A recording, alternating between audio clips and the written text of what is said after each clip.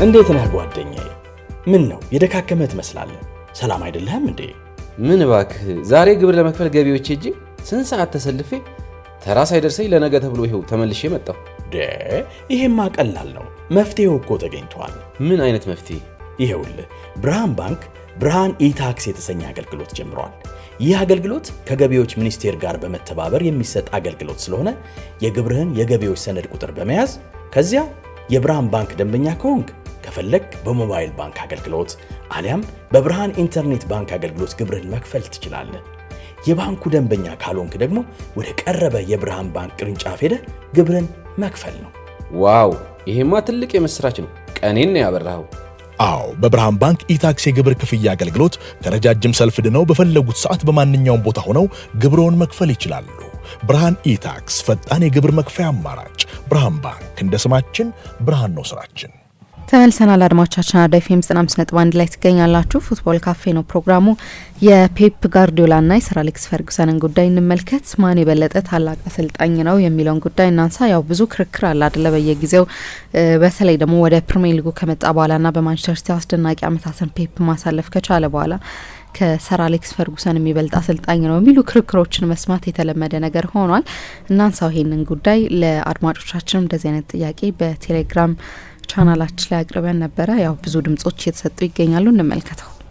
ኢንትረስቲንግ ክርክር ነው። ማን ነው ታላቅ አሰልጣኝ ከሁለቱ መካከል የሚለው ክርክር። ምክንያቱም አሁን ጓርዲዮላ ከእንግሊዝ እግር ኳስ ብቻ ሳይሆን ምናልባት ለተወሰነ ጊዜ ራሱ እንደተናገረው ረጅም ረፍት ሊኖረው ስለሚችል ለተወሰኑ አመታት ሲያሰለጥን ላናየው እንችላለን።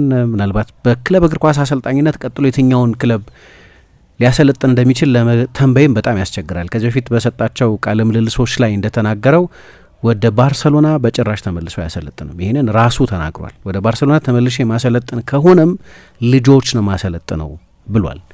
ወደ ባርሰሎና የሚመለስ አይመስልም። ስፔን ውስጥ ባርሰሎናን ካላሰለጠነ ሌላ ክለብ አያሰለጥንም። በተለይ ሪያል ማድሪድን አያሰለጥንም። ስለዚህ ስፔን ውስጥ እሱን ማሰብ በጣም አስቸጋሪ ነው። ወደ እንግሊዝም ተመልሶ ከማንቸስተር ሲቲ ውጪ ሌላ ክለብ አያሰለጥንም። ግልጽ ነው።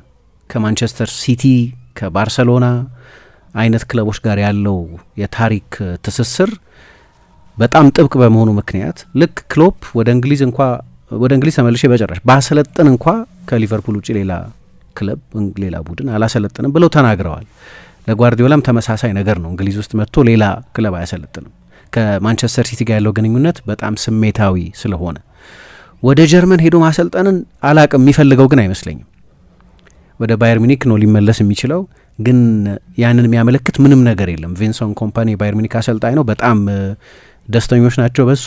ምናልባት የሚመስለኝ በጣሊያን ላይ ባለው ፋሲኔሽን ምክንያት ጣሊያን ውስጥ አንድ ቀን ሄዶ የጣሊያን አንድ ግዙፍ ክለብ ያሰለጥን እንደሆን ወይ የጣሊያን ብሔራዊ ቡድንን ወይ እንግሊዝ ብሔራዊ ቡድንን ያሰለጥን እንደሆን ካልሆነ በስተቀር ጓርዲዮላን በክለብ ፉትቦል በቅርብ ጊዜ ሲያሰለጥን የምናየው አይመስለኝም። በእድሜ ገና ቢሆንም ለአሰልጣኝነት ገና 55 ዓመቱ ነው። 55 ዓመት ማለት በጣም ገና የአሰልጣኝነት እድሜው ላይ ተጨማሪ 15 ዓመታት መጨመር የሚችልበት በትንሹ 20 ዓመት ፖቴንሻሊ ማሰልጠን የሚያስችለው እድሜ ነው። ስለዚህ አሁን ለጊዜው ምንም የጠራ ምልክት የለም። ፔፕ ወደ የትኛው ክለብ ከሆኑ ዓመታት በኋላ ከተመለሰ እንደሚመለስ መገመት በጣም ያስቸግራል። የሆነ የዘመን መጠቅለል፣ የሆነ የአንድ ታላቅን የአሰልጣኝነት ኢራ መቋጨት መስሎ እየታየ ያለው ለዚህ ነው። በዚህ ምክንያት ነው አሁን ደግሞ ልክ በቃ ኮምፕሌሽን ላይ ፍጻሜ ላይ የደረሰ ስለሚመስል ከተቋጨው የአሌክስ ፈርጉሰን የአሰልጣኝነት ሬከርድ ጋር የማይቀር ንጽጽር ያለው። ይህ አዲስ ንጽጽር አይደለም። በእርግጥ ምሳ ጓርዲዮላ ወደ እንግሊዝ መጥቶ ስኬታማ ከሆነ በኋላ ይልቁን ትሬብል ካሳካ ከ2023 በኋላ ብዙ ጊዜ የሰማነው ንጽጽር ነው። ግን እንዴት ነው የምታነጻጽረው? አሰልጣኞችን በተለይ በተለያየ ዘመን የነበሩ አሰልጣኞችን ተላልፈዋል። ዘመን ተገናኝተዋል። ሁለቱም በቻምፒየንስ ሊግ ፍጻሜዎች ላይ ተጫውተዋል። የፈርጉሰን የመጨረሻ ዓመታት የጓርዲዮላ የመጀመሪያ አሰልጣኝነት ዓመታት ነበሩ። ግን ጠቅላላ የአሰልጣኝነት ታሪካቸውን ስናይ በተለያዩ ዘመናት የነበሩ አሰልጣኞች ናቸው። አሌክስ ፈርጉሰን በ1970ዎቹ ነው ማሰልጠን የጀመሩት። ጓርዲዮላ በ2008 ነው የባርሴሎና ዋናው ቡድን አሰልጣኝ ሆነው። በጣም ረጅም በትንሹ አንድ ትውልድ ርቀት አለ በሁለቱ አሰልጣኞች የማሰልጠን ዘመን ወይ ኢራ መካከል እና አሰልጣኞችን የምንጊዜም ታላቅ አሰልጣኝ አድርጎ ለማነጻጸር የምንጊዜም ታላቅ አሰልጣኝ ለነገሩ አሻሚ ኮንሰፕት ነው። ግን ቢያንስ በእንግሊዝ ውስጥ ከሰሩት መካከል ብሎ ማነጻጸር ይቻል ይሆናል። ቢያንስ ባለፈው 30 ዓመት ብሎ ማነጻጸር ይቻል ይሆናል። ምክንያቱም 1930ዎቹ ላይ የነበረውን የሄርበርት ቻፕማንን ተጽዕኖ 2026 ላይ ካለ አንድ አሰልጣኝ ተጽዕኖ ጋር በምን ታወዳድራለች? ፍጹም ሌላ ዘመን ነው። ከሁለቱ የዓለም ጦርነት በፊት ጭምር የነበረ እግር ኳስ ነው እና የትኛውን ዘመንስ ነው መነሻ ነጥብ የምናደርገው? ከየትኛው ወዲህ ያለውን ዘመን ነው የምንመርጠው ለማነጻጸር የሚለው በጣም አከራካሪ ነው። ግን ለምሳሌ ግልጽ የሆኑ ማነጻጸሪያዎች መጠቀም ይቻል ይሆናል። ኦብጀክቲቭ የሆኑ ማነጻጸሪያዎች፣ ዋንጫዎች፣ ማን የበለጠ ብዙ ዋንጫ አሸነፈ? ለምሳሌ ቁጥር ነው፣ አትከራከሪውም። ግን ደግሞ ማብራሪያ ግን ሊቀርብበት ይችላል። የት ነው ያሸነፈው? የትኞቹን ቡድኖች ይዞ ነው ያሸነፈው? በየትኛው መንገድ ነው ያሸነፈው? የሚሉ ተጨማሪ ማነጻጸሪያዎች ደግሞ ወይም ተጨማሪ ዝርዝር ማነጻጸሪያዎች ማቅረብ ይቻል ይሆናል። አሁን ደግሞ በግርድፍ አሌክስ ፈርጉሰን ከጓርዲዮላ የበለጠ ዋንጫ አሸንፈዋል። 49 ለ41 ዋንጫዎች፣ በ8 ዋንጫዎች የበለጠ አሸንፈዋል። አሁን ክርክሩ አሌክስ ፈርጉሰን 39 ዓመት አሰልጥነዋል፣ ጓርዲዮላ 17 ዓመት ነው ያሰለጠነው። አንደኛው መከራከሪያ ልክ ነው፣ አሌክስ ፈርጉሰን ከጓርዲዮላ የበለጠ ዋንጫ አሸንፈዋል፣ ግን ከሱ በ20 ዓመት የበለጠ አሰልጥነው ወይ ደግሞ በየአመቱ አንድ አሰልጣኝ የሚያሸንፈውን አቬሬጅ አሁን 41 ዋንጫ አሸነፈ በ17 18 ዓመት ውስጥ እንላለን አይደለም። ስለዚህ በየአመቱ ከሁለት ዋንጫ በላይ ያሸንፍ ነበር ማለት ነው። የፈርጉሰንን 49 ዋንጫ ለ39 ዓመት የማሰልጠን እድሜ ደግሞ ብናካፍለው የሲዝን አቬሬጃቸው ከጓርዲዮላ ያንሳል። ሶ የዋንጫ ቁጥርም ቢሆን ደግሞ ማነጻጸሪያ ማወዳደሪያ ይቀርብ ይሆናል። ቀጥሎ የሚቀርበው ደግሞ አሌክስ ፈርጉሰን እኮ በአበርዲን ብቻ ብዙ ዋንጫዎች አሸንፈዋል። ጓርዲዮላ ግን ከሱ በፊትም ዋንጫ ካሸነፉ ከሱ በኋላም እያሸነፉ ባሉ ክለቦች ውስጥ ነው ዋንጫዎች ያሸነፈው። አበርዲን አሁን ለ40 የመጨረሻው በቅርብ ጊዜ ሃርትስ የስኮቲሽ ሊግ ሻምፒዮን ሊሆን ነበር አይደለም። ቢሆን ኖሮ ያንን የግላስኮ ትልልቆቹን ቡድኖች የኦልድ ፈርም ደርቢ የሚባለውን የሴልቲክና የግላስኮ ሬንጀርስን ዶፖል የሁለቱን ቁጥጥር ከአሌክስ ፈርጉሰን የአበርዲን ዘመን በኋላ ለመጀመሪያ ጊዜ የሚሰብር ቡድን ሊሆን ይችል ነበር። በእንደዚህ አይነት ኮምፒቲቲቭ ኢንቫይሮንመንት ውስጥ ነው ደግሞ እሳቸው ዋንጫ የወሰዱት። ሪያል ማድሪድ በአውሮፓ ውድድር የመጨረሻ ፍጻሜ የተሸነፈው በእሳቸው አበርዲን ነው። ስለዚህ የትኛውን ቡድን ነው ደግሞ እያሰለጠነ ዋንጫውን የወሰደው የሚል ደግሞ ማነጻጸሪያ ታቀርቢያለሽ። ከዛ እንግሊዝ ውስጥ አንድ በጣም ቁልፍ ዲስቲንክሽን አለ። ኮች እና ማኔጀር የተለያዩ ጽንሰ ሀሳቦች ናቸው። አሌክስ ፈርጉሰን ማኔጀር ኢን ሪል ሴንስ ኦፍ ዘ ወርድ ማኔጀር የሚለው በትክክል በእንግሊዝ እግር ኳስ ውስጥ በሚብራራበት ሁኔታ ማኔጀር የነበሩ ናቸው። ማንቸስተር ዩናይትድን ማኔጅ ያደርጉ የነበሩ ናቸው። እንዳለ ኢንስቲትዩሽኑን ከአካዳሚ እስከ ዋናው ቡድን ከተጫዋቾች የኮንትራት ድርድር እስከ ዝውውር ድርድር ድረስ እንዳለ ተቋሙን ነው ማኔጅ ያደርጉ የነበሩት። ስለዚህ በኮች ብየና ብቻ አንበየናቸው ማለት አሌክስ ፈርጉሰን እስከ ቅርብ ጊዜ ድረስ እንግሊዝ ውስጥ ይሄኛው የዩሮፒያን ሞዴል የሚባለው የስፖርት ዳይሬክተሮች፣ የቴክኒክ ዳይሬክተሮች ምናምን ያሉበት ሃይራርኪካል የሆነ ሰፋ ያለ መዋቅር ያለው አካሄድ አልነበረም። ያን የነበረው የማኔጀሪያል ሲኢኦ የሚባለው ስትራክቸር ነው። በቃ አሌክስ ፈርጉሰን ተጠሪነታቸው ከላይ ላለው ሲኢኦ ብቻ የነበረበት ማለት ነው። ስለዚህ የስልጣናቸው ወሰን ሰፊ በመሆኑ ምክንያት የምንመዝናቸው በማኔጀርነት እንዴት ስኬታማ ሆኑ ነው፣ በኮቺንግ ብቻ አይደለም። ጓርዲዮላ ሰፋ ያለ ስልጣን ያለው አሰልጣኝ እንደነበር እገነዘባለሁ። ግን ልክ ይሄ የአውሮፓ ሞዴል ያለበትን ክለብ ነው ያሰለጠነው። ልክ በባርሰሎና በባየር ሚኒክ እንደነበረው አይነት መዋቅር የነበረው ሲኢኦ ያለው፣ ቼርማን ያለው፣ የቴክኒክ ዳይሬክተር ያለው፣ የስፖርት ዳይሬክተር ያለው፣ ሌሎች ብዙ ክፍፍሎች ያሉበት እሱ ማሰልጠኑ ላይ ብቻ እንዲያተኩር የሆነበት ኮች የነበረበት አይነት የስራ ኃላፊነት ነው። ስለዚህ ሁለቱንስ እንዴት ነው የምናወዳድረው? ፈርጉሰን ማኔጀር ነበሩ ለ27 ዓመት። ጓርዲዮላ ደግሞ በእንግሊዝ ውስጥ ግን በጠቅላላው በአሰልጣኝነት ታሪኩም ቢሆን የበለጠ ኮች ነው የነበረው። የሆነ ተጫዋች ዝውውር ላይ ተሳትፎ አልነበረውም ማለት አይደለም። ጓርዲዮላ ያልተስማማበት ተጫዋችም አይመጣም ነበር። ኦፍኮርስ ፓወርፉል ኮች ነው የነበረው፣ ግን ማኔጀር አልነበረም። ከዛ ደግሞ ኢራም ይለያያል። የተለያየ ዘመን ላይ ያን የነበረው እግር ኳስና በዛ ዘመን የነበረው የእግር ኳስ የፋይናንስ ሁኔታ በጣም የተለያየ ነው። በሀብታሞቹና በሌሎቹ ክለቦች መካከል የነበረው የፋይናንሻል ዲስፓሪቲ፣ የተጫዋቾች የዝውውር ሕግ ከልካይ የነበሩ ደንቦች፣ ለምሳሌ የሆነ ሀገር ከውጭ ሀገር በላይ ከ3 ተጫዋቾች በላይ በአንድ ቡድን ውስጥ ማካተት አይቻልም። ስለዚህ ተሰጥኦ ማከማቸት አትችይም ማለት ነው። በብዙ ሀገራት ውስጥ ብዙ ጊዜ ያነሳዋለሁ። ለምሳሌ 1990ዎቹ መጀመሪያ 80ዎቹ መጨረሻ ላይ ሁለቱ ትልልቅ የሚላን ክለቦች ኢንተር 3 ጀርመናውያን ነበሩት፣ የርገን ክሊንስማን፣ አንድሪያስ ብሬመ አይነት እና ሉተር ማቲያስ። በተመሳሳይ በዛው ዘመን 3 የውጭ ሀገር ተጫዋቾች ብቻ ነው የነበሩት ኤሲ ሚላን በመጀመሪያ አሰላለፍ ውስጥ የሚጫወቱ ማለት ነው። 3ቱ ሆላንዳውያን ራይካርድ፣ ሁሊት እና ቫን ባስተን። ይሄ በጠቅላላው የብዙ ክለቦች እውነት ነበር ያን ጊዜ። የታለንት አኪሙሌሽን እንዳሁኑ አልነበረም። ተሰጥኦ የተወሰኑ ክለቦች ውስጥ ብቻ አይከማችም። ስለዚህ ሱፐር ፓወር የሆኑት ክለቦች ከያኔ ይልቅ አሁን ዶሚኔት የማድረግ እድል አላቸው። ምክንያቱም ህጉ የበለጠ ነጻ ስለሆነ ለሰዎች እንቅስቃሴ እና የስራ ነጻነት ስለሚፈቅድ በዛ ዘመን የነበረውን በጣም ብዙ ገደቦች ያሉበትን የቡድን ስኳድ ግንባታ ካሁኑ ጋር ማነጻጸር ይቻላል ወይ? ከዛ በኋላ የቦስማን ህግ መጣ። ስለዚህ የኮንትራትም ጉዳይ በጣም ትልቅ ሺፍት ተፈጠረበት። ከ1995 ወዲህ የቦስማን ህግ እንለዋለን። ጆን ማርክ ቦስማን የሚባል አንድ ቤልጅየማዊ ሰው ኮንትራቱን ከጨረሰ በኋላ ክለቦች መፍቀድ ነበረባቸው ኮንትራትሽ ካለቀ በኋላ እንድትዘዋወሪ።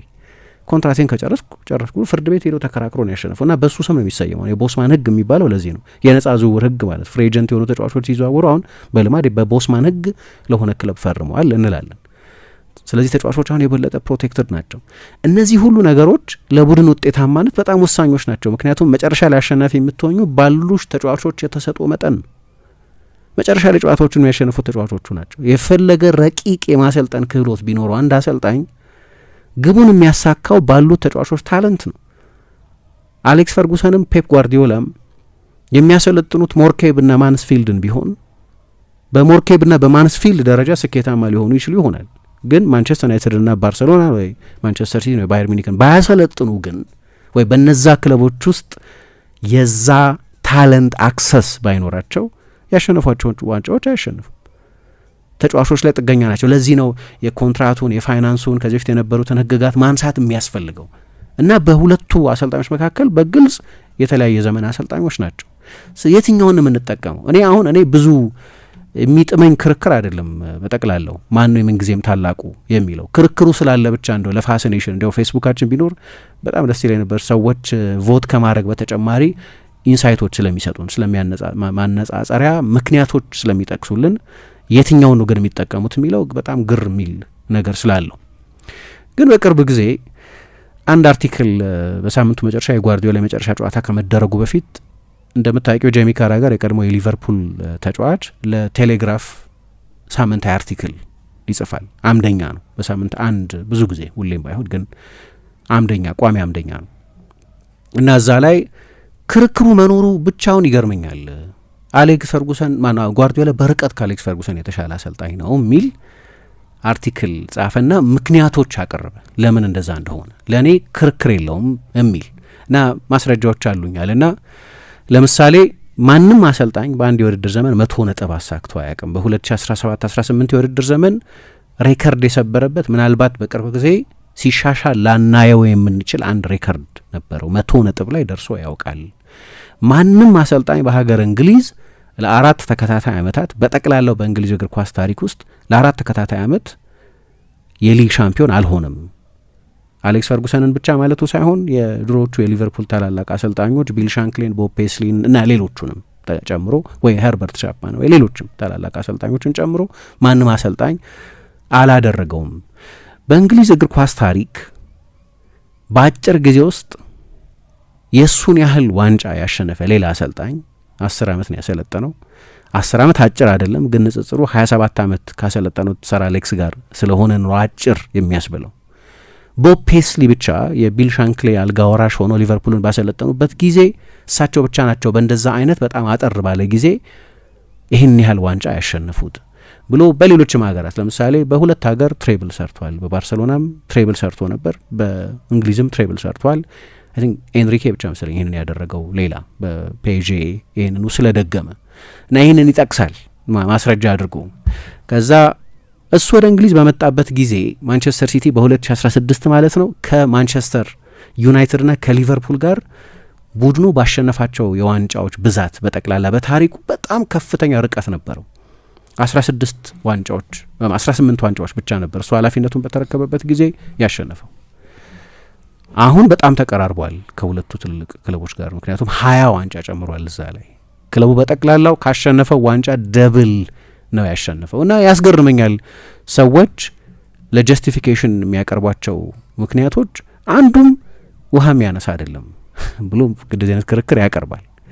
ለእኔ በሁሉም ሰዎች አሰልጣኞችን ለማነጻጸር ሊጠቀሙባቸው በሚችሏቸው ክራይቴሪያዎች በሙሉ ጓርዲዮላ ከአሌክስ ፈርጉሰን የተሻለ ነው።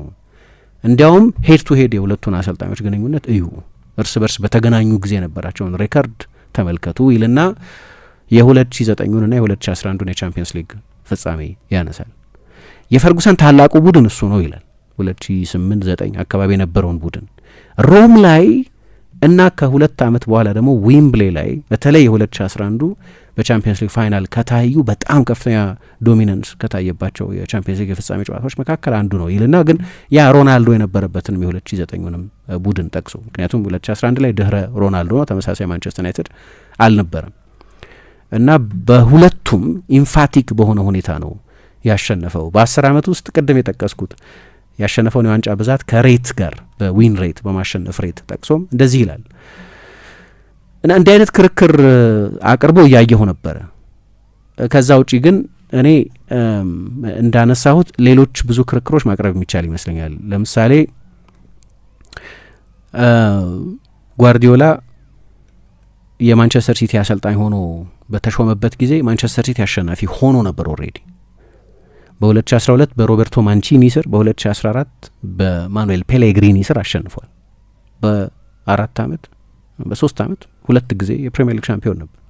ኦልሬዲ የእንግሊዝን እግር ኳስ ዶሚኔት ማድረግ ጀምሯል። ታይቶ የማይታወቅ ኢንቨስት መደረግ ጀምሮ ነበር እንግሊዝ ሀገር ውስጥ። ጓርዲዮላ የባየር ሚኒክ አሰልጣኝ ከመሆኑ በፊት የመጨረሻ የባየር ሚኒክ ሲዝን ላይ ባየር ሚኒክ በዩፕ ሃይንክስ ስር ትሬብል ነበር ያሸነፈው። ቻምፒየንስ ሊግ፣ ቡንደስሊጋና ዲኤፍቢ ፖካልን ጨምሮ ትሬብል አሸንፏል። መሰረት ነበረው። አሌክስ ፈርጉሰን ማንቸስተር ዩናይትድን ሲረከቡ ለ18 ዓመት ፕሪሚየር ሊግ አላሸነፈም ማንቸስተር ዩናይትድ። ከዛ እሳቸው በዛ ኃላፊነት ላይ ተጨማሪ 6 ዓመት ቆዩ። ስለዚህ ለ26 ዓመት በጠቅላላው ማንቸስተር ዩናይትድ የሊግ ሻምፒዮን አልነበረም። ግዙፍ ነበር ማንቸስተር ዩናይትድ ያኔ 1990ዎቹም ላይ በእንግሊዝ ሀብታሙ ክለብ የነበረው ማንቸስተር ዩናይትድ። ምክንያቱም የትኛውም እንግሊዝ ሀገር የነበረ ክለብ ከ40 ሺህ ተመልካች በላይ የሚያስተናግድ ስቴዲየም አልነበረው። ማንቸስተር ዩናይትድ ኦልሬዲ በዛ ጊዜ ከ60 ሺህ በላይ ተመልካች የሚያስተናግድ ስቴዲየም ነበረው። የክለቦች 1/2 ገቢ ወይ ግማሹ ደግሞ ያኔ በጌት ቲኬት የነበረ ነው። እንዳሁኑ አይነት ዓለም አቀፍ የብሮድካስቲንግ ራይት የሚባል ነገር አልነበረም። ስለዚህ ማንቸስተር ዩናይትድ በጥሩ ሁኔታ ፋይናንሱ ጤነኛ የነበረ ቢሆንም ትልልቅ ዝውውሮች መፈጸም የሚችልበት ወቅት ላይ የነበረ ቢሆንም ግን ማንቸስተር ሲቲ ወይ ባየር ሚኒክ ወይ ባርሴሎና የነበራቸው አይነት አሰልጣኙ መጥቶ ስኬታማ ለመሆን የሚያስችል ቤዝ ፈርጉሰን አልነበራቸው። ያ አበርዲኑን ትቸው ማለት ነው። እሱ የበለጠ በጣም ሮማንቲክ ነው፣ ሂሮይክ ነው። የካራገር ነጥቦች ጄሚ ካራገር የሚያነሳቸው ነጥቦች ራሳቸው በቂ መከራከሪያ መሆን የሚችሉ ቢሆኑ ግን መለየት አለብን። ከዛ ደግሞ እንዳልኩት በጣም ቁልፍ ማነጻጸሪያ መሆን ያለበት እንግዲህ አንድ ጓርዲዮላን ከፈርጉሰንም ከሌሎችም አሰልጣኞች ለማስበለጥ ሰዎች የሚጠቀሙበት መንገድ ፍልስፍናው ነው። ኮፒ የሚደረግ ፍልስፍና ነው።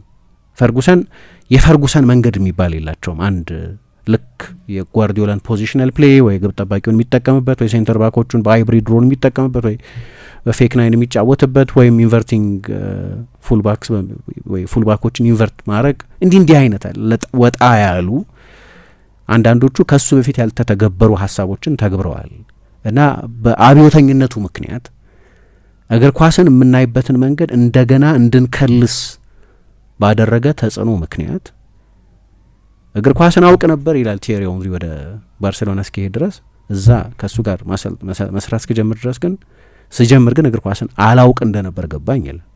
ወይ ኮምፓኒ ከሱ ጋር ለ3 ዓመት ለ4 ዓመት አብሮ መስራት ማለት በአንድ ትልቅ የእግር ኳስ ዩኒቨርሲቲ ውስጥ ከ10 እስከ 15 ዓመት ተምሮ መውጣት ማለት ነው ይላል። ተጽዕኖ በዓለም ላይ ያሉ ክለቦች እና ብሔራዊ ቡድኖች እና የሰፈር ቡድኖች እና የጤና ቡድኖች የሚጫወትበትን ሁኔታ ሪኢማጅን ያደረገ በሌላ መንገድ መጫወትን ያስተማረ ሰው ነው። ለምሳሌ 2008 የአውሮፓ ዋንጫ በተደረገበት ጊዜ እንግዲህ ጓርዲዮላ ያኔ ነው የባርሴሎና አሰልጣኝ ሆኖ አንድም ጨዋታ አላሰለጠነም፣ ግን ሉዊስ አራጎኔስ የስፔን ብሔራዊ ቡድን አሰልጣኝ ሆነው የአውሮፓ ሻምፒዮን ነበሩ እና በዛ በውድድሩ ላይ በጨዋታ ብዙ ፓስ የሚያደርገው ቡድን በአቬሬጅ የስፔን ብሔራዊ ቡድን ነበር። በአማካይ ግን 450 ፓስ ነበር የሚያደርገው። ከዛ ውጭ ያሉት ቡድኖች በሙሉ ከዛ በታች፣ አንዳንዶቹ ከ200 አንዳንዶቹ ከ250 በታች ፓስ የሚያደርጉ ቡድኖች ነበሩ። 2012 የዓለም ዋንጫ ላይ የአውሮፓ ዋንጫ ላይ ጓርዲዮላ ኦልሬዲ 4 ዓመት አሰልጥኗል። የመጨረሻ ሲዝኑ ማለት ነው፣ የባርሴሎና ሲዝኑ። ከአውሮፓ ዋንጫው ያኔ 16 ብሔራዊ ቡድኖች ነበሩ ይሳተፉ የነበሩት። ከ16ቱ 15ቱ ቢያንስ በአንድ ጨዋታ 450 ፓስ ተጫውተዋል።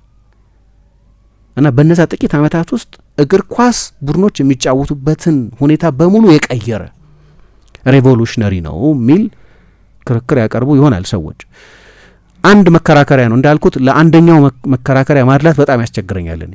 ሁሉም ለክርክር የሚሆን በቂ ሎጂኮች ማቅረብ ስለምትችል። ግን ለምሳሌ ጓርዲዮላ በተጫዋችነት ታሪኩ ምክንያት ስታርቲንግ ፖዚሽኑ በጣም ጠንካራ ነበር። ከባርሰሎና ነው የጀመረው፣ ወይ ከሜሲ ነው የጀመረው፣ ወይም ከቻቪና ኢኒየስታ ነው የጀመረው። ቲየሪ ኦንሪና ኤቶ ካሉበት ወይ ፑዮልና ፒኬ ካሉበት ቡድን ነው የጀመረው። ፔፕ ጓርዲዮላ የባርሰሎና አሰልጣኝ በሆነበት እድሜ አሌክስ ፈርጉሰን ግላስኮ ውስጥ ያለ የአንድ ፐብ ማኔጀር ነው የነበሩት። የአንድ መጠጥ ቤት ማኔጀር ነው የነበሩት። የእግር ኳስ ቡድን ማኔጀርም አልነበሩም። ጊዜ ወስዶባቸዋል እሳቸው ወደ ስፖትላይት ለመምጣት። እሱ ሲጀምር ባርሰሎናን ባርሰሎናን ቢ ቡድን ነው በማሰልጠን የጀመረው። ስቲል ባርሰሎና ነው መጀመሪያ የሙሉ ጊዜ የዋና አሰልጣኝነት መነሻው ባርሰሎና ነው። እሱ ደግሞ ትልቅ አድቫንቴጅ ነው እና በጓርዲዮላ የአሰልጣኝነት ታሪክ ውስጥ የተባሉት ካራገርም ያቀረባቸው እኛ ብዙ ጊዜ የምናነሳቸው ነጥቦች ሁሉ ውሃ የሚያነሱ መከራከሪያዎች ቢሆኑም ግን ደግሞ አንድ የሚጎድል ኤሌመንት ካለው አበርዲንን ይዞ ሪያል ማድሪድን በፍጻሜ ጨዋታ ማሸነፍ በጓርዲዮላ የአሰልጣኝነት ሲቪ ውስጥ የለም። ምክንያቱም የጀመረው ከባርሰሎና ነው። ከዛ ወደ ባየር ሚኒክ ነው የሄደው። ከዛ ወደ ሲቲ ነው የመጣው እና ሶስቱም ክለቦች ባንክሮል የሚደረጉ ክለቦች ናቸው። ሶስቱም ክለቦች የየሊጎቻቸው ሀብታሞቹ ክለቦች ናቸው። ሶስቱም ክለቦች ሀብት በሚሰጠው የተከማቸ ተሰጥኦ የታደሉ ናቸው ሶስቱም።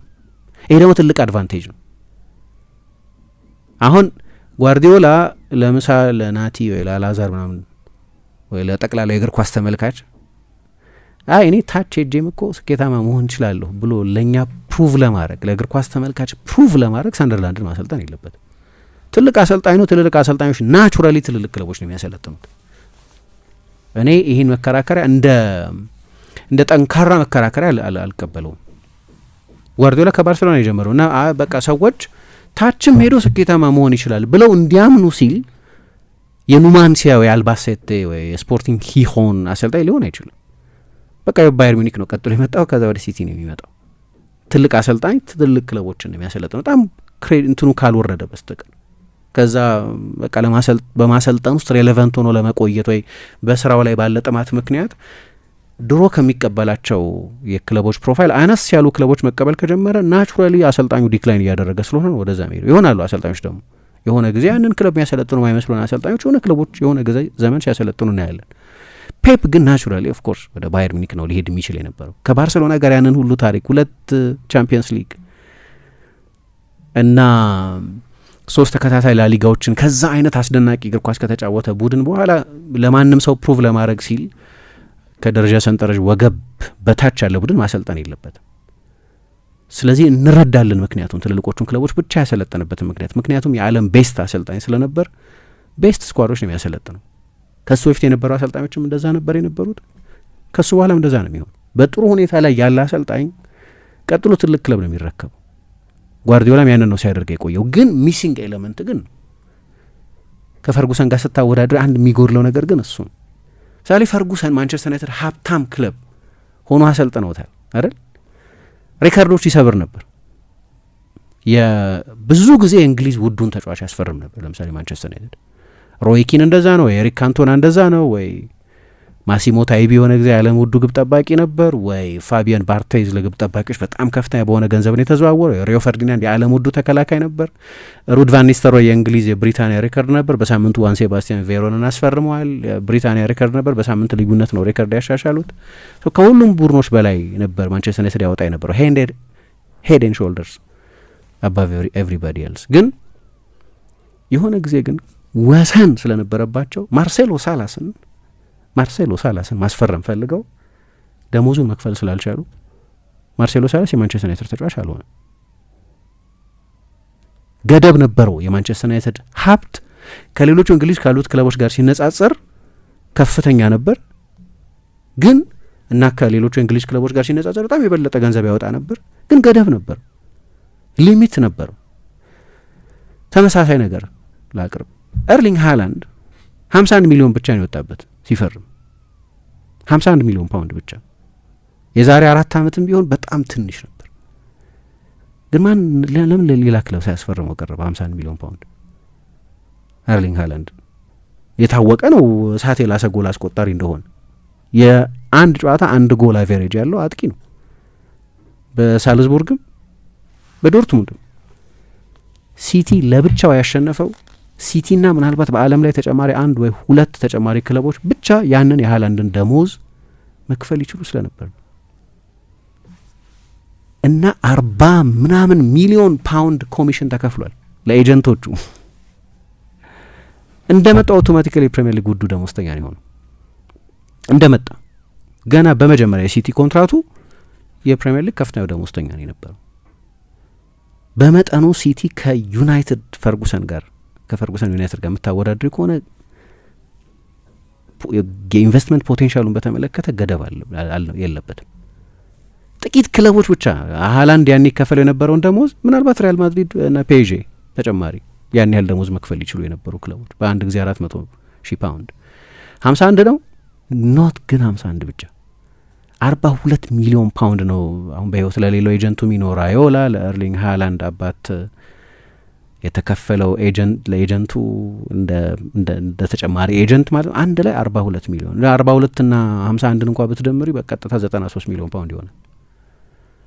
ዋጋው የቀነሰበት ምክንያት የራሳቸውን ኢኮኖሚክ ኢንትረስት ለማስጠበቅም በማሰብ እንዲህ አይነት ክሎዝ ኮንትራቱ ላይ ያስገብተው ነበር ለቦሩሲያ ዶርትሙንድ ተጫዋቹ ከሳልዝቡርግ ሲዘዋወር አብዛኛውን ገንዘብ ክለቡ ሳይሆን እነሱ መውሰድ እንዲችሉ የሚያስችል አሬንጅመንት ነው ይሄ።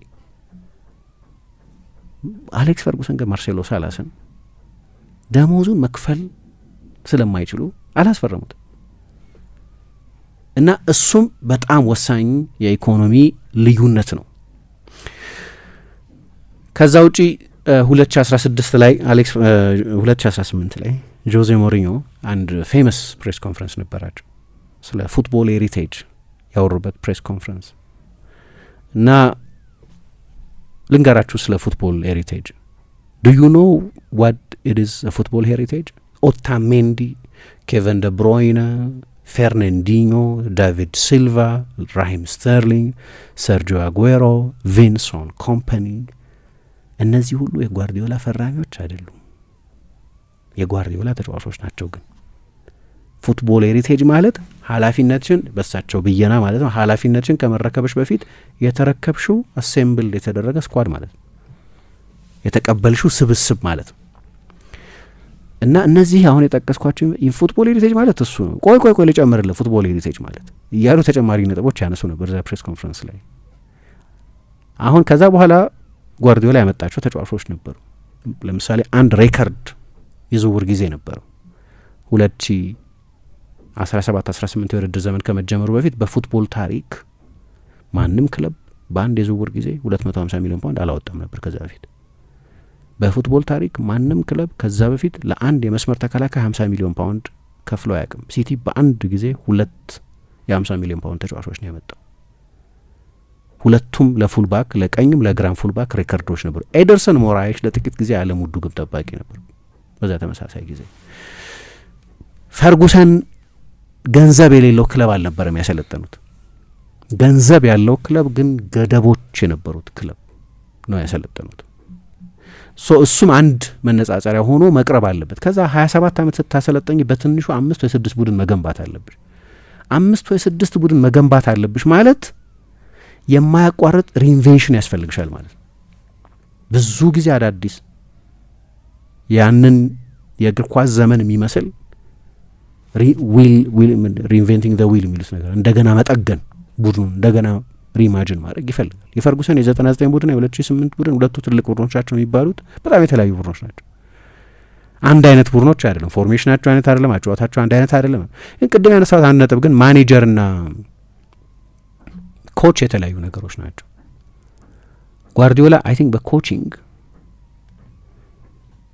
ከነማጋ እንደምናስቀምጠው አላውቅም፣ ግን ከ3 የምን ጊዜ ቤስት ኮቾች አንደኛው ነው በጠቅላላው በታሪክ ይመስለኛል።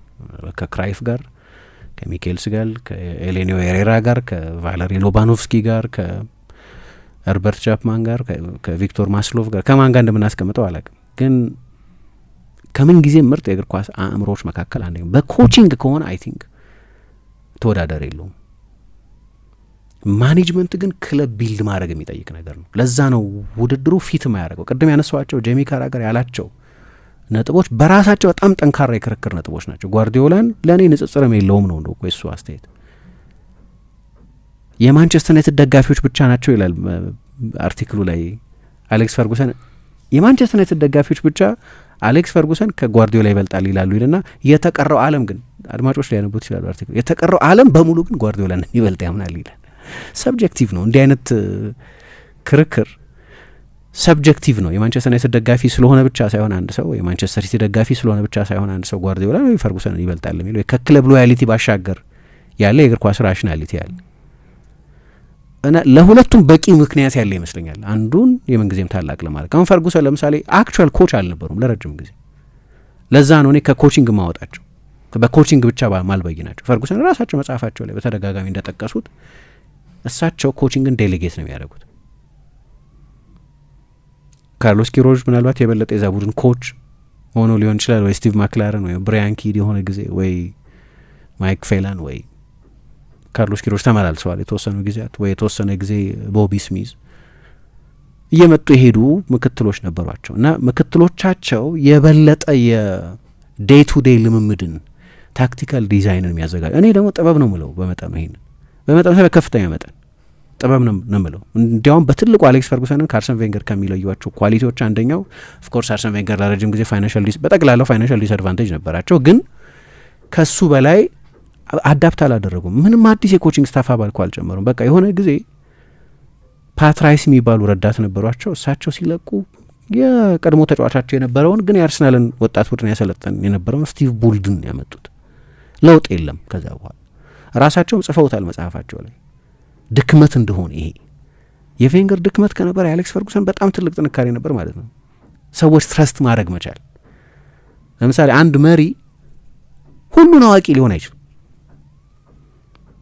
ሰው ነው መጨረሻ ላይ ውስንነቶች፣ የሰው ውስንነቶች አሉ። የፈለገ አሰላሳይ ቢሆን የፈለገ ተመራማሪ ቢሆን የሀገሪቱ ትልቁ ፈላስፋ ሊሆን አይችልም። የሀገሪቱ ትልቁ የምጣኔ ሀብት ባለሙያ ሊሆን አይችልም። የሀገሪቱ ትልቁ የጦር ስትራቴጂስት ሊሆን አይችልም። የሀገሪቱ ትልቅ የማህበረሰብ ባለሙያ ሊሆን አይችልም። አይደል? ሰው ነው እኮ መጨረሻ ላይ አንድ ሰው ነው። ኃይለኛ ስልጣን ያለው አንድ ሰው ነው። ሰው ደግሞ ከነ ውስንነቶች የተፈጠረ ነው እና አማካሪዎች የሚያስፈልጉት ለዚህ ነው።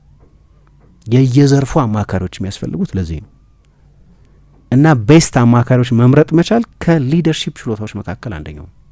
ፈርጉሰን ችሎታ ነበራቸው ሊደርሺፕ። ያ ሊደርሺፕ ነበራቸው። የሆነ ጊዜ አዩት የአውሮፓ እግር ኳስን አዝማሚያ ምናምን አዩትና በክላሲክ የእንግሊሽ 442 ሞዴል ድጋሚ ቻምፒየንስ ሊግ ማሸነፍ እንደማይችሉ አወቁ። 99 ላይ ቻምፒየንስ ሊግ አሸንፈዋል። ከዛ የአውሮፓ ኤክሰለንስ ነው የፈለጉት። ካርሎስ ኪሮዥን ነው ያመጡት። ፖርቱጋላዊ ናቸው ካርሎስ ኪሮዥ እና ሰዎች ያኔ ምን ይሉ ነበር መሰለሽ? የቬንገር አርሰናል፣ የሞሪኞ ቼልሲ፣ የቤኒቴዝ ሊቨርፑል፣ የኪሮዥ ማንቸስተር ዩናይትድ ይሉ ነበር። ኮቺንጉ የእሳቸው። ሪያል ማድሪድ ለምን የቀጠራቸው ታስታዋሽ እንደሆነ ሪያል ማድሪድ እኮ ካርሎስ ኪሮዥን የቀጠራቸው ከማንቸስተር ዩናይትድ ምክትል አሰልጣኝነት ነው። የሪያል ማድሪድ ግምገማ የማንቸስተር ዩናይትድ አክቹዋል ኮች ማኔጀር ሳይሆን ኮች ካርሎስ ኪሮጅ ናቸው የሚል እምነት ስለነበረው አልሰራም። ሄዶ የ8 ነጥብ ልዩነት አባከኑና መጨረሻ ላይ ቫሌንሲያ ወሰደ ዋንጫው። ግን ኪሮጅን መሾም ለእኔ ችሎታ ነው፣ ድክመት አይደለም። አዳፕት ማድረግ ነው። የጥሩ መሪ ምሳሌ ጥሩ አማካሪ መቅጠር ከሆነ የጥሩ የአንድ ክለብ መሪ ችሎታም ጥሩ ረዳቶች ማዘጋጀት መቻል። ጓርዲዮላም እኮ ያደርገዋል። ጓርዲዮላም ቢሆን አርቴታ ምክትሉ ነበር። ኢሚዲየት ምክትሉ አልነበረም። እንዲሁም አርቴታ ዶሚኒክ ቶረንት የሚባሉ ምክትል ነው የነበሩት። ግን ዋን ማሊዮን አምጥቷል፣ ኤንዞ ማሬስካን አምጥቷል፣ አሁን ፔፕ ሌንደርስን አምጥቷል። እሱ አዳፕቴሽን አይደለም እንዴ? የፔፕ የዘንድሮ የሲቲ አጫዋት ላይ እኮ ከፔፕ በላይ ፔፕ ሌንደርስ ተጽዕኖ አለበት ነው የሚባለው። ፔፕ ቀሽም አሰልጣኝ ስለሆነ ስለማያውቅ አይደለም፣ ወይ ፈርጉሰን ቀሽም አሰልጣኝ ስለሆነ ስለማያውቁ አይደለም። ግን ሰዎች ናቸው። ስለዚህ እውቀታቸው ውስን፣ ምንም ምጡቅ ቢሆኑ ምንም ጂኒየሶች ቢሆኑም ሁለቱም ሰዎች ናቸው መጨረሻ ላይ። ይሄ ደግሞ ችሎታ ነው እና በተለያዩ ማነጻጸሪያዎች ፔፕን አንደኛ ማድረግ ይቻላል። በተለያዩ ማነጻጸሪያዎች ፈርጉሰንን አንደኛ ማድረግ ይቻላል። ግን እያንዳንዱ ክርክር ደግሞ የራሱ ካቪያት አለው። ሶ ለምሳሌ የክላስ ኦፍ 92 እንዴት ነው የምናየው?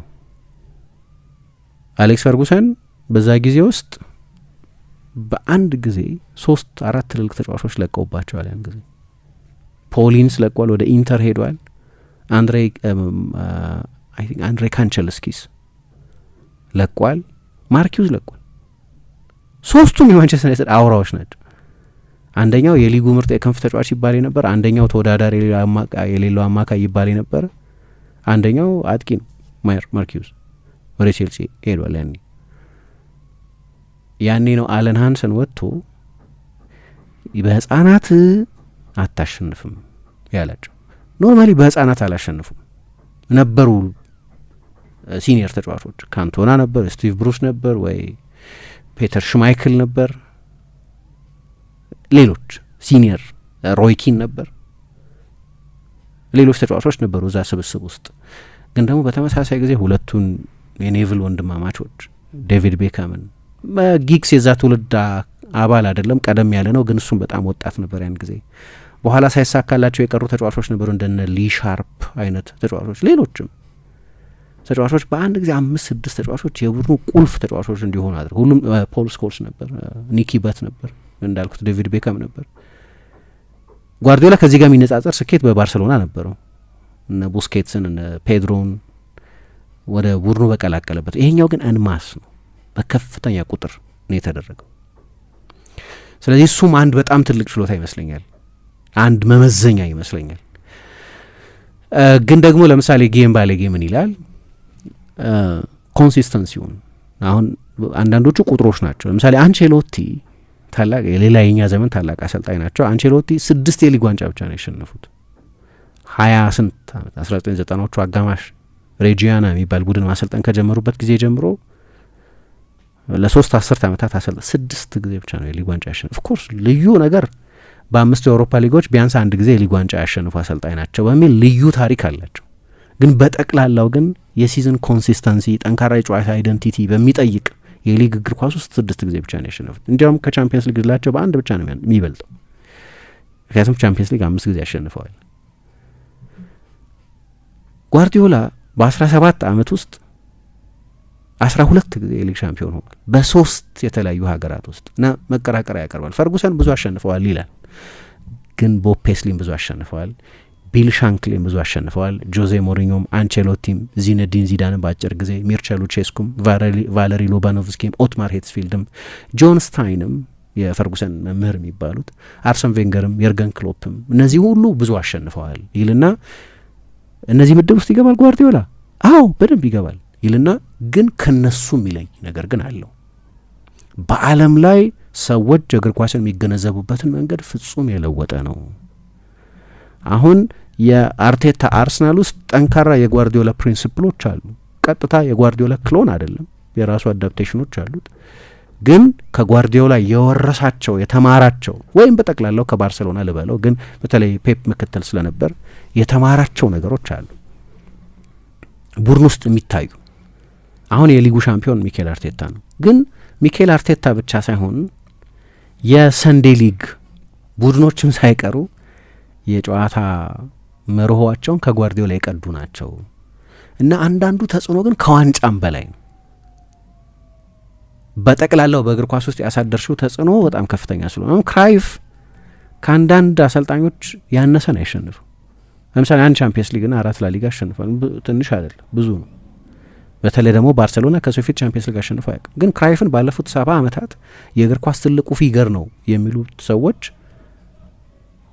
በሰዎች ሕሊና ውስጥ የማይረሳ ከዛ በኋላ በሰልፍ ኮፒ የተደረገ የጨዋታ ፕሪንሲፕል ስለነበረው ነው። እሱም አንድ ክሬዲት የሚያሰጥ ነገር ነው፣ ትልቅ ነገር ነው። እንዲያውም አሁን መቼስ የእግር ኳስ ታሪክ እኔ 74ቱን ቡድን አላየሁም፣ አንቺ እንዳላየሽ ብዙ የኛ አድማጭም አላየም እርግጠኝነት፣ ምናልባት 100% አድማጭም አላየም ይሆናል። 74 የዓለም ዋንጫ ሲባል የዓለም ዋንጫ ስቶሪዎችን ስትሰሚ የጀርመን ቡድን አይደለም የሰዎች አእምሮ ውስጥ ቶሎ የሚመጣው፣ የሆላንድ ቡድን ነው የሰዎች አእምሮ ውስጥ የሚመጣው። ግን ፋይናሉን ያሸነፈው ጀርመን ነው። የነ ክራይፍ ቡድን ተሸናፊ ነው። ተሸንፈው ጭምር ሰዎች የማይረሱት ቡድን ነው የገነባው።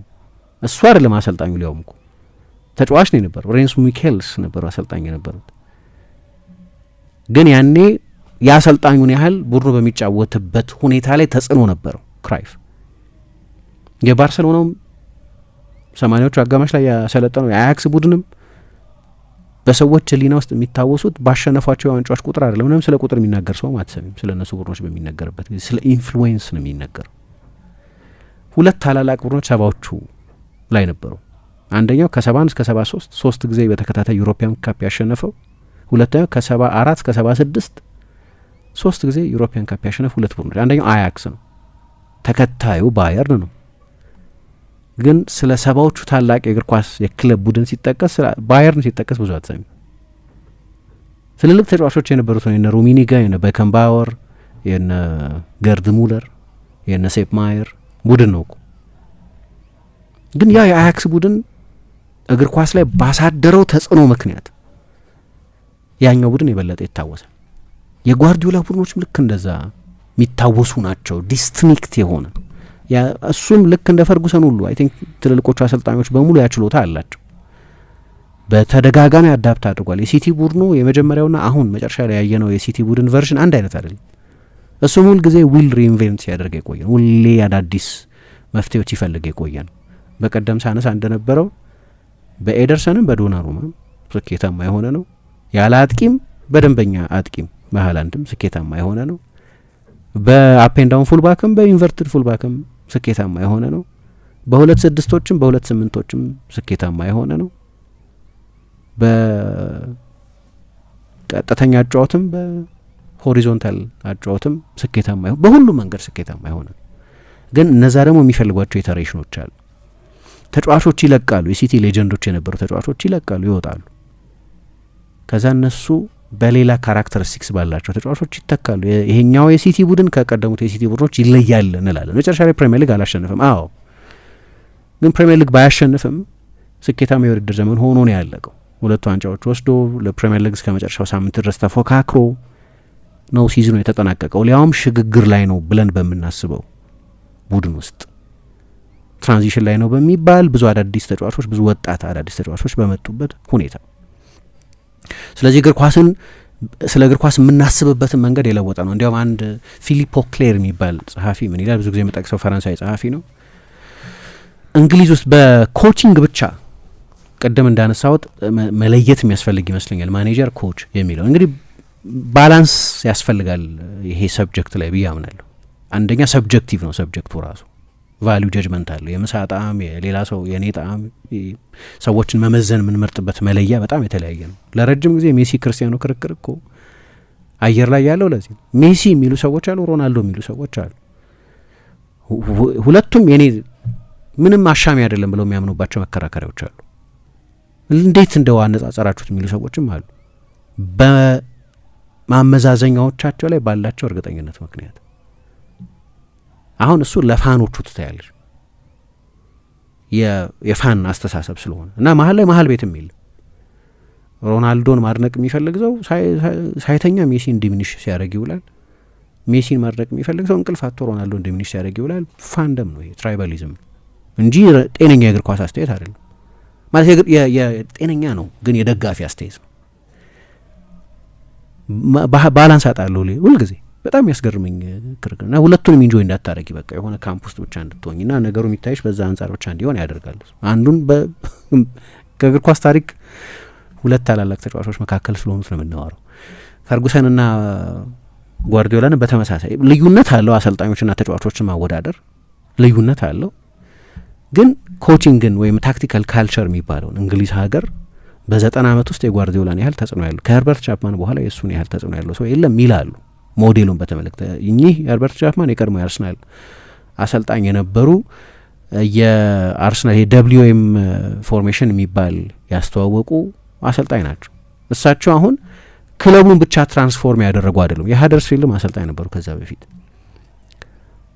እንግሊዝ ውስጥ እግር ኳስ የሚደረግበትን ሁኔታ የለወጡ ናቸው የሚባሉ ናቸው።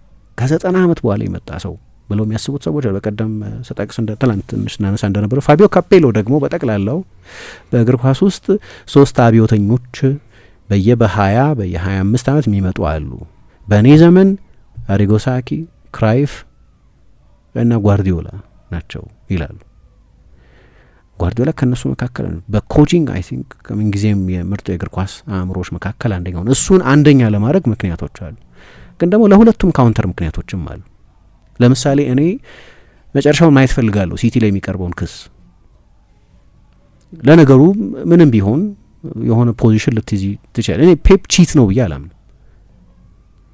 ፔፕ ራሱ ቺት ነው ብዬ አላምን። ማንቸስተር ሲቲ ቺት ነው ክስ ቀርቦበታል። ብዙ ክሶች 115 ይባላል፣ ግን 129 ወይ 130 ናቸው። እና ስለ አንዳንዶቹ ዲቴይል እናውቃለን። እሱን በተመለከተ ምን ብሏል? እኔ አምናቸዋለሁ አለ። አንደኛ ከኔ መምጣት በፊት ነው የተደረገው ነገር። እኔ ሳልመጣ አሁን ሰሞኑን አንድ ፕሬስ ኮንፈረንስ ላይ ብሏል። ምን ትላለህ ይሄንን ሲሉት፣ ግን እንዴት ነው የምታምናቸው ሲል፣ በቃ አምናቸዋለሁ። ሰዎች ጠባያቸውን ስለማይ የሚሰሩትን ስራ ስለማይ አምናቸዋለሁ እነዚህን ሰዎች ብሏል። ግን እንደው አሁን ይሄ ሃይፖቴቲካል ሲቲ ልክ ቼልሲ ከነዛ ክሶች ነጻ እንደሆነው ይለያያሉ። ክሶቹ ግን በጣም አስደንጋጭ ክሶች ናቸው። እና አንዳንድ ጊዜ የሆኑ ጀግኖችን ለረጅም ጊዜ ጀግኖች ስንላቸውን ቆይና ቺቶች ይሆናሉ። ላንስ አርምስትሮንግ የሆነው እንደዛ ነው። 7 ጊዜ የቱር ደ ፍራንስ ውድድርን ሲያሸንፍ እንደሱ የጽናት ምሳሌ አልነበረም። እንደሱ ደግሞ የጎደፈ ስም ያለው አትሌት የለም። አሁን 7ቱም ቺት የተደረጉ ውድድሮች በመሆናቸው ምክንያት ሲስተማቲክ ዶፒንግ የነበረባቸው በመሆናቸው ምክንያት አሁን ጓርዲዮላ ቺት አይደለም። ሜዳ ውስጥ የሰራቸውን ቡድኖች እናያለን። ተጫዋቾች የሚያሰለጥንበትን የሚያጎለብትበትን የታክቲክ የእግር ኳስ መረዳት አእምሮ እናውቃለን። መፍትሄዎች መፈለግ የሚችል ብሩህ የታክቲክ አእምሮን እናውቃለን።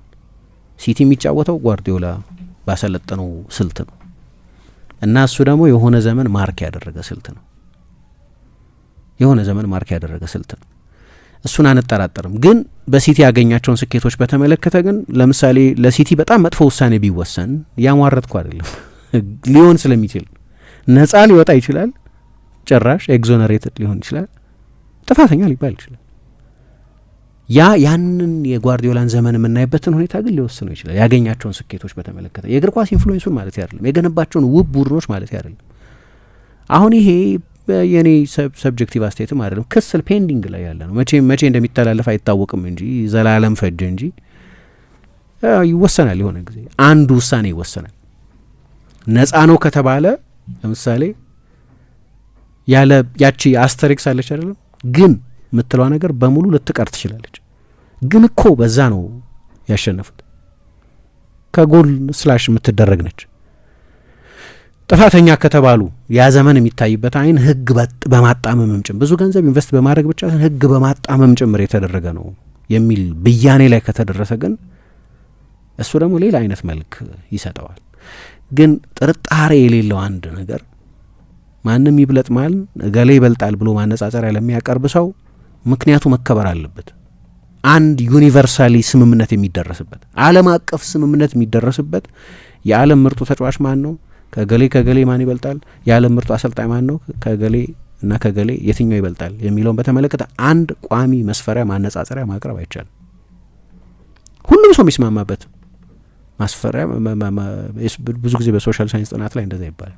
ዩኒቨርሳል የአግሪድ የሆነ ዴፊኒሽን የለም ይባላል። ልክ እንደ አርቲሜቲክ ማቴማቲክ 1 ሲደመር 1 የዛሬ 2000 ዓመት 2 እንደነበረው ከ2000 ዓመት በኋላ 2 እንደሚሆነው አይደለም። በየጊዜው አዶፕት ይደረጋል። በየጊዜው የተለያየ ንቃት፣ የተለያየ ብየና፣ የተለያየ አይነት ፍቺ ይሰጣል። እግር ኳስም ልክ እንደዛ ነው። የሆነን አሰልጣኝ ምንጊዜም ታላቁ ነው ለማለት ሁሉም ሰው የሚስማማበት አስተያየት ማቅረብ ይችላል። እኔ በጣም የተለየ ሌላ አሰልጣኝ በዚህ ክርክር ውስጥ የማይቀርብ ሌላ አሰልጣኝ ምንጊዜም ትልቁ አሰልጣኝ ነው ብዬ ላምን እችላለሁ። ለምሳሌ በራሴ እኔን በሚያሳምኑኝ መለኪያዎች ማለት ነው። ሁሉም ሰው የሚስማማበት አንድ ቋሚ ክርክር ማቅረብ አይቻልም እንደሚገባኝ። ግን ፕሮ ጓርዲዮላ መሆን ለሚፈልግ ሰው ቡድኖቹ በተጫወቱበት ሁኔታ፣ ባሸነፋቸው ዋንጫዎች፣ ዓለም ላይ በፈጠረው ከፍተኛ ተጽዕኖ ቁጥር 1 አሰልጣኝ ነው የምንጊዜም ብሎ ማቅረብ ይቻል ይሆናል። ከፈርጉሰን ይበልጣል ብሎ ማቅረብ ይቻል ይሆናል። ፈርጉሰንን ቅድም በጠቀስኳቸው ከአበርዲን ጋር ባሳኳቸው ስኬቶች፣ በማንቸስተር ዩናይትድ በነበራቸው ስታርቲንግ ፖይንት፣ በአካዳሚ ተጫዋቾቻቸው፣ በወቅቱ በነበረው የፋይናንስ ሁኔታ ወይ ሌሎች ምክንያቶች በማቅረብ ግን ለሁለቱም ደግሞ ካውንተር አርጊመንት ማቅረብ ይቻል ይሆናል። ፈርጉሰንን ከጓርዲዮላ አንጻር ምንም የሚጠቀስ የጨዋታ አይደንቲቲ ያላቸው ብሎ ጄሚ ካራገር እንዳለው ማለት ኮቺንግ እሱ አይደለም ወይ አሰልጣኞች አይደለም ወይ እያወዳደርን ያለ ነው ስለሚል ለእኔ ደግሞ ጆብ ዲስክሪፕሽን ወሳኝ ነው እዚህ ጋር እና የተለያየ ክርክር ግን ማቅረብ ይቻል ይሆናል እና እሱን ኢንተርቴን ለማድረግ ነው። አንድ ካምፕ ውስጥ እገሌ ይበልጣል ለማለት አይደለም፣ ግን ሁለቱንም የክርክር ጫፎች ኢንተርቴን ለማድረግ ነው እና በመጠኑ ባላንሰር ለመሆን ሞክር ያለው ግን ሁልጊዜም አስቸጋሪ ነች እቺ ፋይን ላይን የላትም።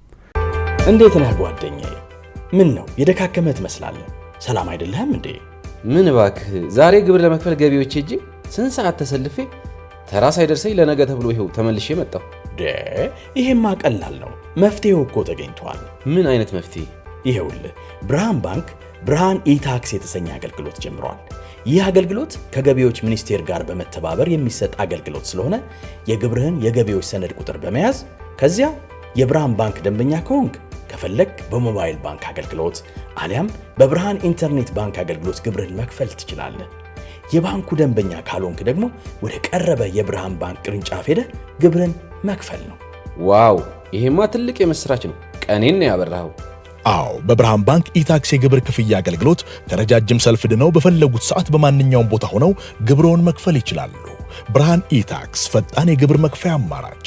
ብርሃን ባንክ እንደ ስማችን ብርሃን ነው ስራችን።